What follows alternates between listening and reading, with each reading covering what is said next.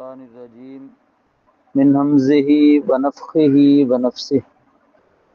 ولقد اور بتا تحقیق آتینا دی ہم نے لقمان الحکمت لقمان علیہ الصلوۃ والسلام کو دنائی انشکر للہ اور ہم نے کہا کہ یہ کہ شکر کر تو اللہ تعالیٰ کا ومن یشکر اور جو کوئی شکر کرتا ہے فإنما پس وائس کے نہیں یشکرو وہ شکر کرتا ہے لنفسہ ہی اپنی جان کے لیے فمن کفرا اور جس نے نہ شکری کی کفر کیا فإن اللہ پس بے شک اللہ تعالیٰ غنی حمید بے پرواہ تعریف کیا گیا ہے وَإِذْ قَالَ اور جب کہا لقمان علیہ السلام نے لابن ہی اپنے بیٹے کو وَهُوَ يَعِظُهُ اور وہ اسے نصیحت کر رہے تھے یا بنیا اے میرے چھوٹے سے بیٹے لا تشرک باللہ نہ تو شریک ٹھہرا اللہ تعالیٰ کے ساتھ کسی کو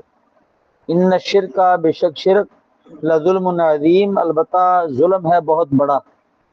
ووصینا الانسان اور حکم دیا ہم نے انسان کو بے والدی ہے کہ وہ اپنے والدین کے ساتھ اچھا سلوک کرے عملت ہو اٹھاتی ہے اس انسان کو امہ اس کی ماں وہنن کمزوری کی حالت میں علی وہنن کمزوری پر وفصالہ اور اس کا دودھ چھڑانا فی مہینے 2 سالوں میں ہے انشکر یہ کہ تو شکر کر لی میرا والے والدیک اور اپنے والدین کا الی المصیر میری طرف ہی لوٹنا ہے وَإِنْ اور اگر جاہدا کا یہ دونوں مجبور کریں تجھے ابھاریں تجھے علی اس بات پر ان تشرک بھی کہ تو شریک ٹھہرائے میرے ساتھ ما ان کو لیسا لکا نہیں ہے آپ کے لیے تیرے لیے بہی اس چیز کے بارے میں علم ان کو علم فلا تطیعہما تو نہ تو بات مان ان دونوں کی وصاحبہما اور ساتھی بن ان دونوں کا پھر دنیا معروفہ دنیا میں اچھے طریقے کے ساتھ واتبع اور تو پیروی کر سبیلا من اس کے راستے کی انابا الیہ جو رجوع کرتا ہے میری طرف ثم پھر الیہ مرجعکم میری طرف ہی تم سب کا لوٹنا ہے فانبئکم پس میں خبر دوں گا تمہیں بما اس چیز کی کنتم تعملون جو تھے تم عمل کرتے یا بنیا میرے بیٹے انہا بے شک یہ نیکی یا بدی ان تکو اگر ہوگی مثقال حبۃ من خردل رائی کے دانے کے برابر مثقال برابر حبہ دانہ خردل رائی فتکن پس ہو یہ فی صخرۃ کسی چٹان میں او فی السماوات یا آسمانوں میں او فی الارض یا زمین میں یاتی لے آئے گا بہ اللہ اس کو اللہ تعالیٰ ان اللہ بے شک اللہ تعالیٰ لطیف خبیر بریک بین باخبر ہے یا بنیا اے میرے چھوٹے سے بیٹے اقیم الصلاۃ تو نماز کو قائم کر وامر بالمعروف اور حکم دے تو اچھائی کا نیکی کا ونہا عن المنکر اور تو روک برائی سے وصبر اور تو صبر کر علی ما اس چیز پر اصابہ کا جو تجھے پہنچے ان ذالک بشک یہ من عزم الامور بڑے ہمت والے کاموں میں سے ہے عزم ہمت امور کام اور دوسرا ترجمہ ان ذالک بشک یہ من عزم الامور ان کاموں میں سے ہیں جو لازم ہے فرض ہے ولا تصعر اور نہ تو پھلا خدا کا اپنے رخسار کو للناس سے لوگوں کے لیے ولا تمشی اور نہ تو چل فی الارض زمین میں مرحا اکڑتے ہوئے تکبر کرتے ہوئے ان اللہ بشک اللہ تعالی لا یحب نہیں پسند کرتا کل مختال فخور ہر تکبر کرنے والے فخر کرنے والے کو مقصد اور میانہ روی اختیار کر فی مشی کا اپنی چال میں وغزز اور پست رکھ من صوتک اپنی آواز کو ان انکر الاصوات بے شک آوازوں میں سب سے بری آواز لصوت الحمیر البتہ گدھوں کی آواز ہے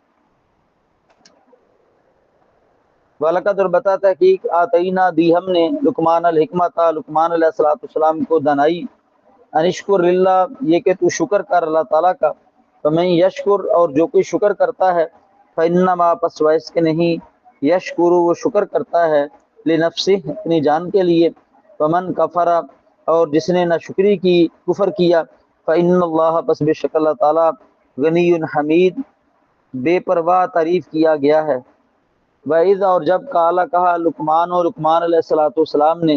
لابن ہی اپنے بیٹے کو، وَهُوَ يَعِظُهُ اور وہ اپنے بیٹے کو نصیحت کر رہے تھے، یا بنیا میرے بیٹے، لا تشرک باللہ نہ تو شرک کر اللہ تعالیٰ کے ساتھ، ان الشرک بے شک یہ جو شرک ہے، لظلم عظیم البتہ ظلم ہے بہت بڑا۔ ووصینا الانسان اور حکم دیا ہم نے انسان کو بوالدیہ ہے کہ وہ اپنے والدین کے ساتھ اچھا سلوک کرے، حملت امہ اٹھاتی ہے اس انسان کو اس کی ماں، وہنن کمزوری کی حالت میں، علی وہن کمزوری پر، وفصالہ اور اس کا دودھ چھڑانا، فی عامین 2 سالوں میں ہے، انشکر یہ کہ تو شکر کر لی میرا، ولی والدی اور اپنے والدین کا، الی المصیر میری طرف ہی لوٹنا ہے، وَإِنْ جَاهَدَاكَ اور اگر وہ دونوں مجبور کریں تجھے، اللہ اس بات پر، ان تشرک بی کہ تو شریک ٹھہرائے میرے ساتھ، ما ان کو، لیس لک نہیں ہے تیرے لیے، بہی ان کے بارے میں، علم، فلا تطعہما پس نہ تو بات مان ان دونوں کی، وصاحبہما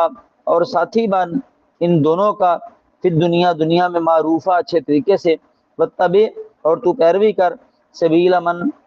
انابا الیہ اس بندے کے راستے کی جو رجوع کرتا ہے میری طرف، ثم پھر الیہ مرجعکم میری طرف ہی تم سب کا لوٹنا ہے، فانبئکم پس میں خبر دوں گا تمہیں، بما اس چیز کی کنتم تعملون جو تھے تم عمل کرتے۔ یا بنیا میرے چھوٹے سے بیٹے، انہا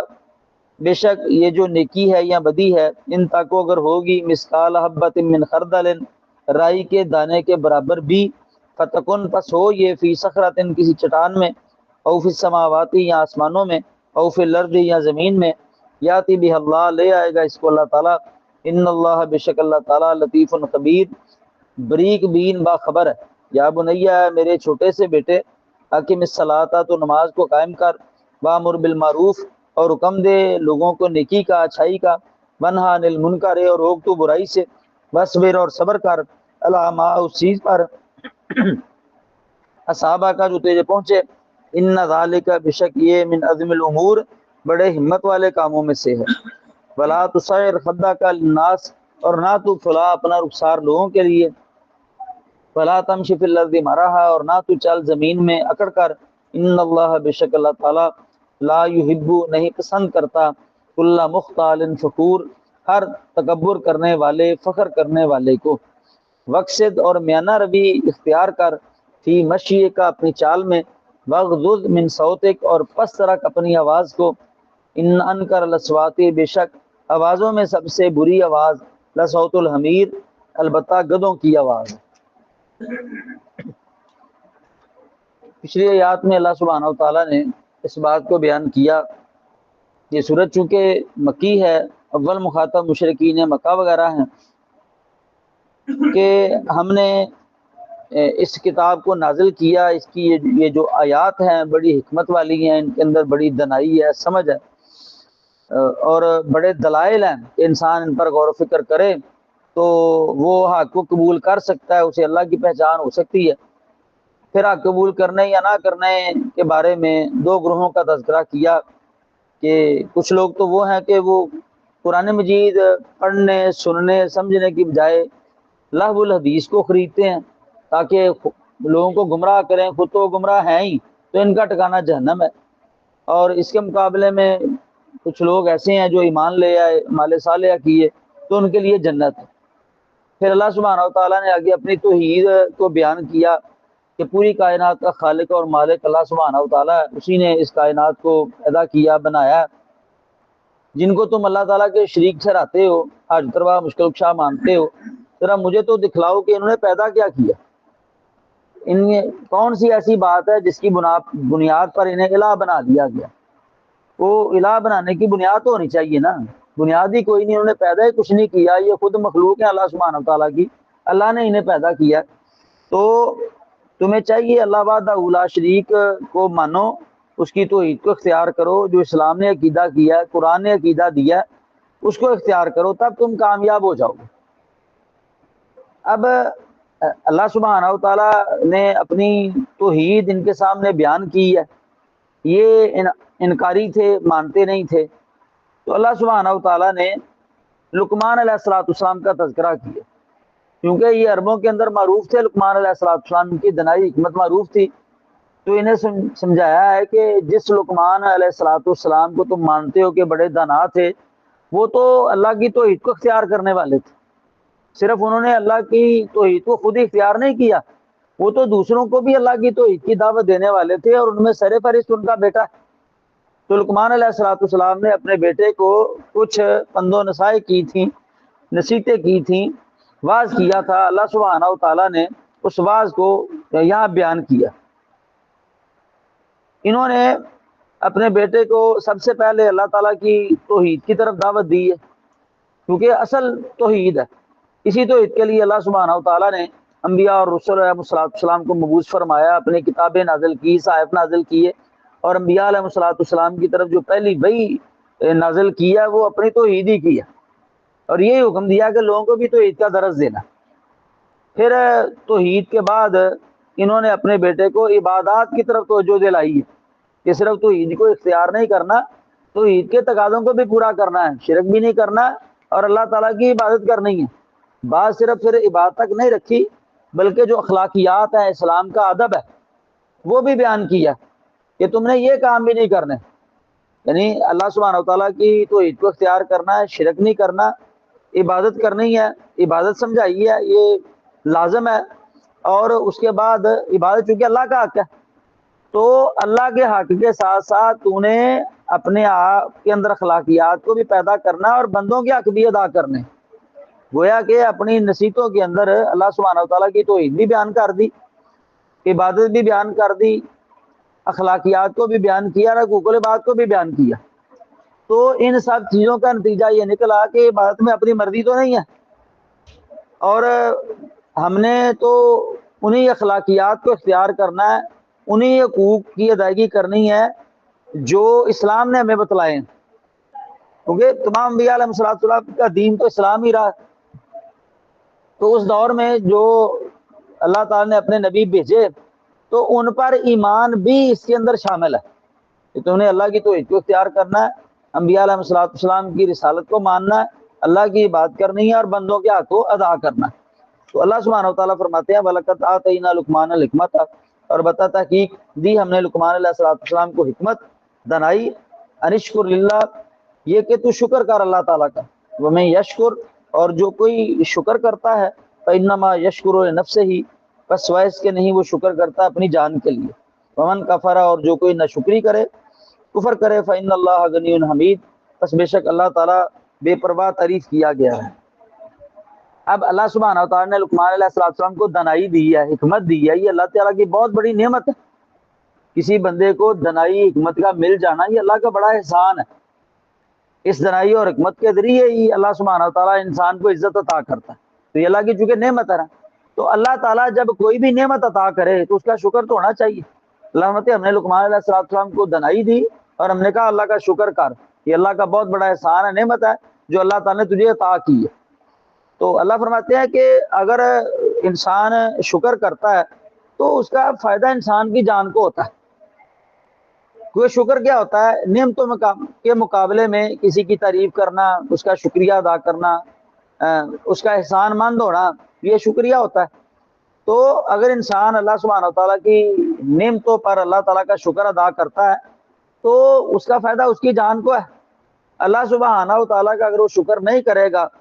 تو اللہ تعالیٰ کا کوئی وہ نقصان نہیں کر سکتا، اگر وہ شکر کرے گا اللہ کے خزانوں میں وہ اضافہ نہیں کر سکتا۔ اللہ سبحانہ و تعالیٰ تو بے پرواہ، اسے کسی چیز کی کوئی پرواہ نہیں ہے کہ اس کی بات کرے نہ کرے، شکر کرے نہ کرے، اللہ کو اس کی کیا پرواہ ہے۔ وہ تعریف کیا گیا، انسان نہ بھی کرے گا تو کیا ہے، ساری مخلوقات اس کی تعریف کر رہی ہے، انسان نے شکر کرنا اپنی جان کے لیے کرنا ہے نا، وہ اللہ کا شکر ادا کرے گا، اللہ راضی ہوگا، اللہ کے حکم پر عمل ہوگا، اللہ اور عطا کرے گا۔ جس اللہ نے یہ نعمت دی ہے وہ اور دینے پر قادر نہیں ہے، وہ اور دینے پر بھی قادر ہے۔ تو اللہ سبحانہ و تعالیٰ جب نعمت عطا کرے تو اس کا شکر ادا کرنا چاہیے۔ اور اگر اللہ تعالیٰ کسی کو نعمت عطا کرے تو اس نعمت کو دیکھ کر اپنے اس بھائی کے لیے برکت کی دعا کرنی چاہیے کہ اللہ تو نے اس کو یہ نعمت دی ہے، اس میں برکت ڈال دے، تو اس کو دینے پر قادر ہے، مجھے بھی عطا کر۔ اپنے لیے انسان مانگے، حسد نہ کرے، بغض نہ رکھے۔ اگر حسد بغض کرے گا انسان کو خود چیز بھی نہیں ملے گی اور وہ الٹ گناہ گار ہو جائے گا۔ تو اللہ کسی کو نعمت دے تو اس پر اس برکت کی دعا کرے اور اپنے لیے مانگے۔ انسان کو خود نعمت ملے، اللہ تعالیٰ کا شکر ادا کرے۔ اللہ سبحانہ و تعالیٰ نے قرآن مجید میں یہ بات ارشاد فرمائی ہے، وَإِذْ تَعَذَّنَ رَبُّكُمْ لَئِن شَكَرْتُمْ لَأَزِيدَنَّكُمْ وَلَئِن كَفَرْتُمْ إِنَّ عَذَابِي لَشَدِيدٌ۔ وہ وقت یاد کرو جب تمہارے رب نے یہ اعلان کر دیا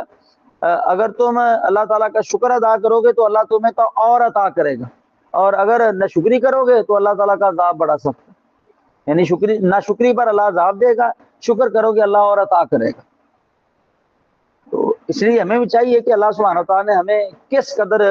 نعمتیں عطا کی ہوئی ہیں، ہمیں کبھی بھی اللہ تعالیٰ کی ناشکری نہیں کرنی چاہیے، اللہ تعالیٰ کی ذات کے ساتھ گلا شکوہ نہیں کرنا چاہیے، ہمیشہ اللہ کا شکر ادا کرنا چاہیے۔ اگر ہمیں کوئی مطلوبہ چیز نہیں مل رہی یا ہمارا نقصان ہو گیا تو ہمیں اللہ سبحانہ تعالیٰ کے ساتھ گلا شکوہ کرنے کی بجائے اپنے اعمال پر غور کرنا چاہیے کہ میں نے کوئی نہ کوئی اللہ کی نافرمانی کی ہے، یہ اس کا وبال آیا۔ ہمیں اللہ کی طرف رجوع کرنا چاہیے، اپنے گناہوں کی معافی مانگنی چاہیے، اگر وہ گناہ سمجھ آ گیا تو وہ چھوڑ دینا چاہیے، تو اللہ تعالیٰ سے عافیت کا سوال کرنا چاہیے۔ وَإِذْ اور وہ وقت یاد کرو، کالا جب کہا لقمان علیہ السلام نے لابنہ ہی اپنے بیٹے کو، وہو یعظہ ہوا اور اسے نصیحت کر رہے تھے، یا بنیا میرے چھوٹے سے بیٹے، پیار کے ساتھ مخاطب کر رہے ہیں، لا تشرک باللہ اللہ کے ساتھ کسی کو شریک نہ ٹھہرانا، ان الشرک لظلم عظیم بے شک شرک البتہ سب سے بڑا ظلم، یعنی اللہ وحدہ لا شریک ہے، تو نے اس کے ساتھ کسی کو شریک نہیں ٹھہرانا، شرک نہیں کرنا اللہ تعالیٰ کے ساتھ۔ اس کائنات کا سب سے بڑا ظلم وہ شرک ہے۔ ظلم کیا ہوتا ہے؟ عربی زبان میں ظلم کہتے ہیں وضع الشیء فی غیر محلہ ہی، کسی چیز کو اس کی جگہ سے اٹھا کر دوسری جگہ رکھ دینا۔ اب توحید اللہ کا حق ہے، تو اللہ کی توحید کو تو اختیار نہ کیا جائے اور اللہ کے ساتھ شریک ٹھہرا دیے جائے، یہ ظلم ہے اور سب سے بڑا ظلم ہے۔ قرآن مجید کی جب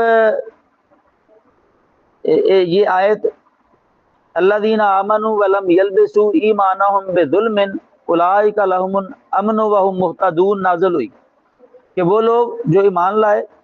اور انہوں نے اپنے ایمان کے ساتھ ظلم کو خلط ملط نہیں کیا، انہی لوگوں کے لیے امن ہے اور یہ لوگ ہدایت یافتہ۔ قرآن مجید کی آیت نازل ہوئی، صحابہ کرام رضوان اللہ علیہ مجمعین بڑے پریشان ہوئے، کہنے لگے کہ ہم میں سے کون سا ایسا بندہ ہے جس نے اپنے اوپر ظلم نہیں کیا؟ ایمان لانے کے بعد انسان جرم کاری بیٹھتا ہے نا، ظلم ہو جاتا ہے۔ بڑے پریشان ہوئے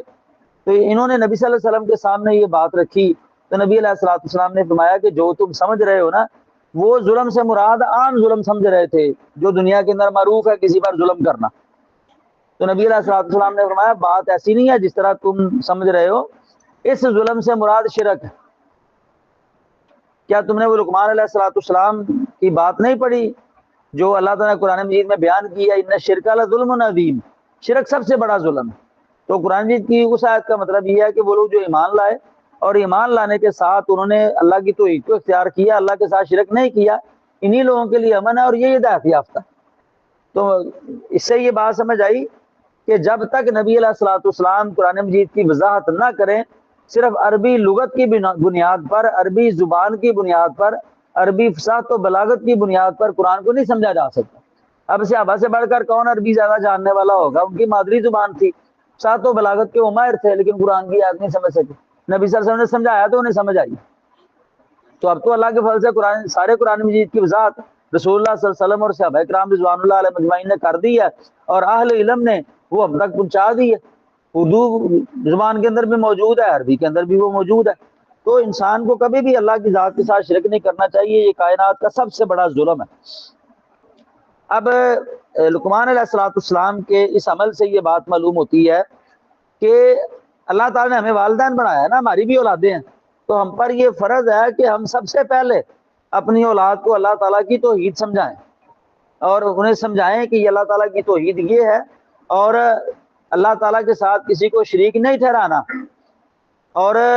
بتائیں کہ یہ چیزیں شرک ہے۔ جب ہم بتائیں گے تو انشاءاللہ ہماری جو اولاد ہے، ہماری اولاد کی آنے والی نسلیں ہیں، اپنی اولاد کو وصیت کر کے جائیں، سمجھا کے جائیں کہ تم نے اپنی اولاد کو اللہ تعالیٰ کی توحید بیان سمجھانی ہے اور ان کو شرک سے روکنا ہے، تاکہ یہ سلسلہ چلتا رہے۔ اور جب ہم ایسا کریں گے تو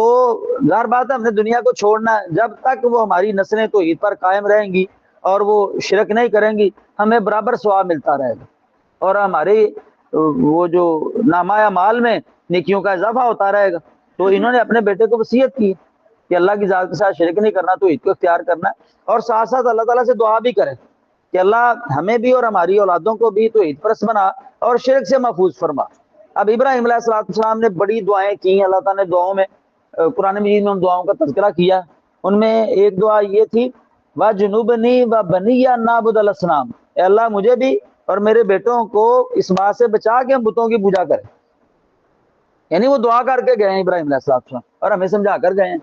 تو ہمیں دعا بھی کرنی چاہیے اللہ تعالیٰ سے کہ اللہ ساری زندگی ہمیں توحید پر قائم رکھے، توحید اختیار کرنے کی توفیق دے، موت آئے تو توحید پہ آئے، خاتمہ بالخیر کرے، اور اللہ شرک سے محفوظ کرے، اور آگے اولادوں کو بھی سمجھانا چاہیے۔ تو لقمان علیہ السلام کی اس نصیحت کے بعد جو نے اپنے بیٹے کو کی، اللہ سبحانہ و تعالیٰ درمیان میں لقمان علیہ السلام کی وصیت روک کر اپنا حکم جاری کیا، اپنی ایک بات بیان کی۔ اللہ فرماتے ہیں وَوَصَّيْنَا الْإِنسَانَ، اور حکم دیا ہم نے انسان کو بِوَالِدَيْهِ کہ وہ اپنے والدین کے ساتھ اس نے سلوک کرے۔ قرآن مجید میں اکثر جگہ پر جہاں اللہ سبحانہ و تعالیٰ نے اپنی توحید کا تذکرہ کیا نا کہ میری توحید کو اختیار کرنا ہے، میرے ساتھ کسی کو شریک نہیں ٹھہرانا، وہاں والدین کے ساتھ اس نے سلوک کا تذکرہ کیا۔ اہل علم نے اس کی حکمت بیان کی ہے کہ اصل خالق اللہ سبحانہ و تعالیٰ ہے، لیکن انسان کی پیدائش کا ظاہری سبب والدین ہے۔ اصل پالنے والا اللہ سبحانہ و تعالیٰ ہے، لیکن دنیا میں جو اولاد ہوتی ہے اس کی پرورش کرنے والا، ان کو پالنے والے، وہ ظاہری طور پر والدین ہیں۔ تو جس طرح اللہ سبحانہ و تعالیٰ حقیقی خالق ہے، حقیقی رب ہے، اس کی توحید کو اختیار کرنا، اس کے ساتھ شرک نہیں کرنا، اس کی باتوں کو ماننا ہے، تو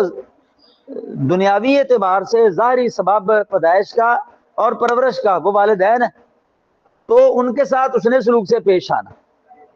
ان کے ساتھ اچھا سلوک کرنا، یہی بات اللہ فرماتے ہیں ہم نے انسان کو حکم دیا کہ وہ اپنے والدین کے ساتھ اس نے سلوک سے پیش آئے۔ کیوں اس نے سلوک سے پیش آنا ہے؟ کہ والدین نے ان کی پرورش میں تنگیاں اٹھائی ہیں، اور جس قدر انسان کا بچہ مشکل سے پلتا ہے نا، کسی اور مخلوق کا نہیں پلتا۔ آپ دیکھتے ہیں کہ دیگر مخلوقات کے جو بچے ہوتے ہیں، بعض بچے تو پیدا ہوتے چلنا پھرنا شروع کر دیتے ہیں اور خود کھانا پینا شروع کر دیتے ہیں۔ کچھ ہوتے ہیں کہ وہ 2-4 دنوں میں چلنا پھرنا شروع کر دیتے ہیں، 2-4 دنوں میں کھانا پینا شروع کر دیتے ہیں۔ وہ زیادہ سے زیادہ 15 دن تک، 20 دن، 1 ماہ تک نہیں کھا سکے گا، اس کے بعد وہ کھاتے پیتے ہیں۔ پھر ان پر موسموں کے اثرات نہیں ہوتے، گرمی سردی کے، اللہ ان کو محفوظ رکھتا ہے۔ لیکن انسان کا بچہ ہے 4 ماہ تک تو وہ اپنے آپ کو صحیح طرح حرکت نہیں دے سکتا، اپنے آپ کو پلٹ نہیں سکتا۔ تو پھر اب انسان ہے، اللہ سبحانہ وتعالیٰ نے اس کی طہارت کا حکم دیا ہے، تو بول و براز ہے اس کی صفائی ہے، اس کی دیکھ بھال ہے، پھر موسمی اثرات ہیں، وہ خود کتنے عرصے تک کھا پی نہیں سکتا۔ تو پہلے جو اس کی والدہ ہوتی ہے اس کی پیدائش کے مراحل کی تکلیف کو برداشت کرتی ہے، پھر اس کی پرورش اٹھانے میں ماں تکلیف برداشت کرتی ہے، والدین محنت کر کے اس کی ضروریات کو پورا کرتا ہے۔ تو جو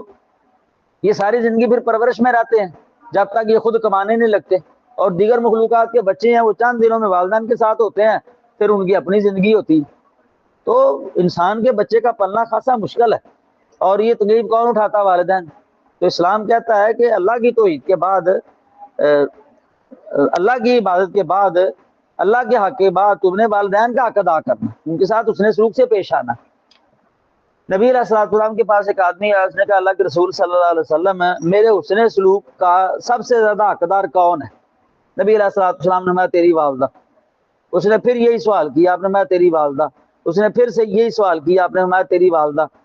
پھر اس نے سوال کیا تو آپ نے فرمایا تیرا باپ۔ 3 مرتبہ آپ نے ماں کا نام لیا، 4تھی مرتبہ آپ نے باپ کا نام لیا۔ پھر جتنا کو قریبی رشتہ دار ہوگا وہ زیادہ حسن سلوک کا حقدار ہوگا۔ تو اللہ فرماتے ہیں کہ حملت ہو امہ، آگے وہ والدہ کی تکلیف بیان کر دی کہ والدین کے ساتھ حسن سلوک سے کیوں پیش آنا ہے۔ حملت ہو امہ، اٹھاتی ہے اس کو اس کی ماں، وہنن کمزوری کی حالت میں، علی وہنن کمزوری پر، یعنی یہ پیدائش کے مراحل میں ہوتا ہے اور اس کی والدہ اس کی خاطر کمزوری اٹھا رہی ہوتی ہے، وہ دن بدن کمزور سے کمزور تر ہوتی چلی جاتی ہے، تکلیف برداشت کرتی ہے۔ وفصالو، اور اس کا دودھ چھڑانا، فی مہینے 2 سالوں میں ہے۔ پھر پیدائش کے مراحل کی تکلیف نہیں ہے، پیدائش کے بعد بھی وہ اس کو دودھ پلاتی ہے، اور اس سے بھی جو والدہ ہوتی ہے اگر اس کو مناسب خوراک نہ ملے تو وہ کمزور ہو جاتی ہے، کیونکہ خوراک تو ساری جو ہوتی ہے وہ بچہ لے رہا ہوتا ہے، تو والدہ تکلیف برداشت کرتی ہے اس کے لیے۔ تو اللہ تعالیٰ فرماتے ہیں کہ دودھ چھڑانا جو ہے نا اس کی مدت 2 سال ہے۔ یہ بات یاد رکھیں کہ اسلام نے دودھ کی جو انتہائی مدت پیش کی ہے نا بچے کو پلانے کی، انسان کے بچے کو، وہ 2 سال ہے۔ سورہ بقرہ میں حولین کاملین کہا گیا کہ پورے 2 سال، 2 سال سے کم مدت تک جتنی دیر والدین مناسب سمجھتے ہیں وہ جب چاہیں دودھ چھڑا سکتے ہیں، جتنی دیر چاہے دودھ پلا سکتے ہیں، 2 سال سے پہلے تک۔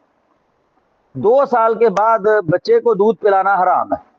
کیونکہ اسلام نے حد بندی کر دی ہے، اب اس حد کو تجاوز کیا جائے گا تو یہ اللہ کی نافرمانی ہوگی، یعنی جو 2 سال کے بعد بچے کو والدہ کا دودھ نہیں پلایا جا سکتا، ماں کا دودھ بچہ 2 سال تک پی سکتا ہے، یا اس سے پہلے وہ سال پی لے، 1.5 سال پی لے، 6 ماہ پی لے، ہر بچے کی کیفیت مختلف ہوتی ہے۔ بسا اوقات بچہ ایسا ہوتا ہے کہ والدہ کا دودھ اس کے لیے موافق نہیں ہوتا، بچہ بیمار ہو جاتا، تو کئی بچے ایسے ہوتے ہیں وہ 2 سال پورے پی لیتے ہیں۔ تو اس کی جو انتہائی مدت ہے نا دودھ پینے کی بچے کی والدہ کا، وہ 2 سال ہے۔ بعض لوگوں نے 2.5 سال کا ہے، لیکن یہ کتاب و سنت کی صریح مخالفت ہے۔ اب قرآن مجید کے اندر یہاں بھی سورۃ بقرہ کے اندر بھی 2 سال انتہائی مدت بیان کی گئی ہے کہ والدہ کا دودھ بچہ انتہائی مدت 2 سال تک پی سکتا ہے، اس سے پہلے تک جب چاہے وہ دودھ چھڑا لے، 2 سال سے زیادہ بچے کو دودھ نہیں پلایا جا سکتا۔ یہ جو 2.5 سال والی ہے نا یہ بڑی جسارت ہے، جرت ہے قرآن مجید کے اوپر، اور قرآن مجید کے خلاف بات ہے کہ 2.5 سال تک دودھ پلایا جائے۔ کم جتنا چاہے ہو سکتا ہے، 2 سال سے زیادہ نہیں ہو سکتا۔ انشکر لی، یہ کہ تو شکر کر میرا، والے والدیک، اور اپنے والدین کا۔ اللہ فرماتے ہیں کہ تو میرا شکر کر کہ میں نے تجھے پیدا کیا، تیری ضروریات کو پورا کیا حقیقی طور پر، اور اپنے والدین کا شکر ادا کر کہ اس نے ظاہری طور پر تیری پرورش کی ہے، تیرے لیے تکلیفیں اٹھائی ہیں، الیہ المصیر، میری طرف ہی لوٹنا ہے۔ نہیں تو بات مانے گا، میرا حق نہیں ادا کرے گا، والدین کا حق نہیں ادا کرے گا، میں نے حساب تو لینا، پھر میں حساب لوں گا، آنا تو میرے پاس ہے نا، تو جب تو حق ادا کرے گا تو میں تجھے نعمتوں سے نوازوں گا۔ وَإِن جَاهَدَاكَ، اور اگر یہ دونوں مجبور کریں والدین تجھے، اللہ اس بات پر ان تشرک بھی، کہ تو شریک ٹھہرائے میرے ساتھ، ما ان کو، لیس لک بہ علم، نہیں ہے تیرے لیے اس کے بارے میں کوئی بھی علم، فلا تطعہما، نہ تو بات مان ان دونوں کی، والدین کی، وصاحبہما، اور ساتھی بن ان دونوں کا، والدین کا، پھر دنیا معروفہ، دنیا میں اچھے طریقے کے ساتھ۔ اب پچھلی آیات میں تو اللہ سبحانہ وتعالیٰ نے والدین کے ساتھ حسن سلوک کا حکم دیا، ان کی باتیں ماننی، لیکن یہاں مزید وضاحت کر دیا کہ باتیں وہ ماننی ہے جو وحی کے مطابق ہے، کتاب و سنت کے مطابق ہے۔ اگر وہ اللہ سبحانہ وتعالیٰ کی نافرمانی والی باتیں ہیں تو وہ نہیں ماننی۔ اگر والدین انسان کو کہتے ہیں کہ تو چوری کر،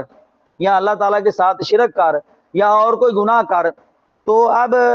بندہ یہ سوچے کہ اللہ نے مجھے والدین کے ساتھ حسن سلوک کا حکم دیا تو لہذا میں ان کی اطاعت کر لوں، اور ان کی فرما برداری میں یہ جرم کر لیتا ہے، اسلام نے اسے منع کیا۔ والدین کے ساتھ حسن سلوک سے پیش آنا ہے، ان کی باتیں ماننی ہے، وہ جو اچھی ہیں کتاب و سنت کے مطابق۔ اگر والدین نافرمانی کی طرف انسان کو ابھارتے ہیں، پھر والدین کو اچھے طریقے سے سمجھانا چاہیے، ان کے ساتھ بدتمیزی نہیں کرنی چاہیے، اور ان کی باتیں بھی نہیں ماننی چاہیے، کیونکہ نبی علیہ الصلوۃ والسلام کا فرمان ہے، لا طاعت لمخلوق فی معصیۃ الخالق، اللہ کی نافرمانی میں مخلوق کی اطاعت نہیں ہو سکتی۔ اگر مخلوق اللہ کی نافرمانی کا حکم دیتی ہے نا، پھر مخلوق کی اطاعت نہیں ہوگی، ورنہ اگر وہ اچھائی کا حکم دے رہے ہیں تو پھر اچھی بات مانی جا سکتی۔ تو یہی اللہ فرماتے ہیں کہ اگر وہ تجھے دونوں اس بات پر ابھارے کہ تو میرے ساتھ ان کو شریک ٹھہرائے جن کے بارے میں تیرے پاس کوئی دلیل نہیں ہے، علم نہیں ہے، تو تم نے اپنے ان دونوں والدین کی بات نہیں ماننی۔ اچھا، اب بعض دفعہ ایسا ہوتا ہے کہ ہر ایک کے والدین تو اچھے نہیں ہوتے، بسا اوقات والدین کافر بھی ہوتے ہیں، سخت مزاج بھی ہوتے ہیں، سختی کرنے والے بھی ہوتے ہیں۔ تو اسلام کہتا ہے کہ اگر وہ تجھے گناہ پر ابھارے، تیرے ساتھ اچھا سلوک نہ کریں، تیری اچھی دیکھ بھال نہ کریں، تو تو سمجھدار ہے، تو اسلام کو قبول کیے ہوئے ہے یا نہیں قبول کیے ہوئے، تو نے ان سے بدتمیزی کے ساتھ پیش نہیں آنا۔ دنیاوی لحاظ سے وہ تمہارے والدین ہیں، تم نے ان کے ساتھ حسن سلوک سے پیش آنا، بری باتوں میں ان کی باتیں نہیں ماننی، لیکن وصاحبہما اور ساتھی بن ان دونوں کا پھر دنیا معروفہ، دنیا میں اچھے طریقے سے ان کی ضروریات کا خیال رکھنا ہے، ان کے ساتھ حسن سلوک سے پیش آنا۔ وَاتَّبِعْ اور تو پیروی کر سبیلا من اس بندے کے راستے کی انابا الیہ جو رجوع کرتا ہے میری طرف، کیونکہ والدین اب تجھے اچھے کام کی دعوت نہیں دے رہے، والدین کی بات نہیں ماننی۔ دین میں پیروی، اچھائی میں اس بندے کی پیروی کرنی ہے جو اللہ کی طرف رجوع کرنے والا۔ اگر والدین اللہ کی طرف رجوع کرنے والے ہیں، صحیح دین کو اختیار کیے ہوئے ہیں، تو ان کی پیروی کر کے آپ زندگی گزاریے۔ اگر وہ اچھائی کے راستے کو اختیار نہیں کیے ہوئے، دنیاوی لحاظ سے ان کا ادب و احترام اپنی جگہ پر ہے، ان کے حقوق کا خیال رکھنا ہے، لیکن ان کی پیروی نہیں کرنی۔ پیروی اس بندے کی کرنی ہے جو دین اسلام کو اختیار کیے ہوئے۔ یہ تقلید نہیں ہے، پیروی کتاب و سنت ہی کی کرنی ہے۔ تقلید میں ہوتا ہے بغیر دلیل کے کسی کی بات ماننا، وہ اللہ اور اس کے رسول کی بات نہیں ہوتی، وہ تو اوروں کی بات ہوتی ہے۔ اگر بات کسی اہل علم سے اللہ اور اس کے رسول صلی اللہ علیہ وسلم کی مل جائے یا اسے مسئلہ پوچھ لیا جائے، اس کو تقلید نہیں کہتے۔ تقلید کا مطلب ہوتا ہے کہ ایک طرف کتاب و سنت کی واضح دلیل موجود ہے، تو بغیر دلیل کے جس کو پیشوا مانے ہوئے نا اس کی بات ماننا، اس کو تقلید کہتے ہیں، جو اصل ہے۔ تو مطلب ہے اگر جو بندہ اللہ کی طرف رجوع کیے ہوئے اس کا راستہ دین اسلام والا راستہ ہے، تو ہمیں بھی وہ راستہ اختیار کرنا چاہیے۔ ہم نے اس کی پیروی نہیں کرنی، نہ اس کی باتوں کی پیروی کرنی، ہم کتاب و سنت کی پیروی کر رہے ہیں۔ تو جتنے اما وہ برحق ہے، جس کی بات کتاب و سنت کے عین مطابق ہے اس کی بات کو لیا جائے، اصل مقصد کتاب و سنت کی پیروی ہے۔ تو اللہ فرماتے ہیں ثم الیہ مرجعکم، پھر میری طرف تم سب کا لوٹنا ہے، فانبئکم بما کنتم تعملون، میں خبر دوں گا تمہیں اس چیز کے جو تم عمل کرتے تھے۔ اچھے اعمال کرو گے یا برے اعمال کرو گے، اللہ سبحانہ تعالیٰ سبھی کا ریکارڈ تیار کروا رہا ہے۔ اگر کتاب و سنت کی پیروی ہے، دین اسلام کے مطابق ہے، تو اس کے مطابق فیصلہ ہوگا، اور وہ فیصلہ اللہ کی رحمت کا ہے، اللہ کی رضا کا ہے اور جنت کا ہے۔ اور اگر اپنی مرضی کرو گے، دین اسلام کی تعلیمات کو چھوڑ کے بڑوں کے پیچھے چل نکلو گے، شتر بے مہار کی طرح زندگی بسر کرو گے، تو پھر یہ اللہ تعالیٰ کی ناراضی والا راستہ ہے، تو اس کا ٹھکانہ جہنم ہے۔